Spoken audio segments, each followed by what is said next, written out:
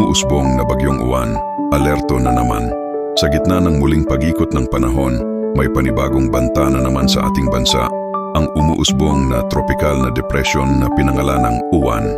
Ayon sa mga meteorologist, kasalukuyan itong nabubuo sa silangang bahagi ng Philippine Sea at inaasahang papasok sa Philippine Area of Responsibility sa mga susunod na araw. Bagamat nasa maagang yugto pa lamang, nakikita ng pag-asa ang posibilidad na lumakas ito at maging isang super typhoon. Kaya maagang nagbabala ang mga eksperto na maging mapagmatyag ang publiko. Ang ganitong sistema ng panahon ay maaaring magdala ng malalakas na ulan, pagbaha at pagguho ng lupa, lalo na sa mga lugar na kamakailan lang sinalanta ng bagyo.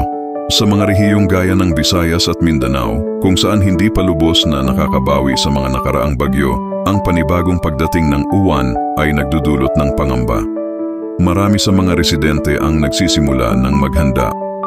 Sinusuri ang bubong, nag-iimbak ng pagkain, at nakikinig sa mga balita mula sa lokal na pamahalaan.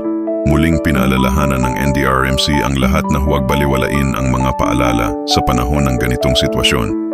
Sa panahong pabago-bago ang klima, ang maagang paghahanda at tamang impormasyon ang susi sa kaligtasan. Habang patuloy nating binabantayan ang uwan, isa lang ang panawagan: maging alerto, maging handa, at magtulungan. Dahil sa bawat unos, ang pagkakaisa at malasakit sa isa't isa ang tunay na sandigan ng bawat Pilipino.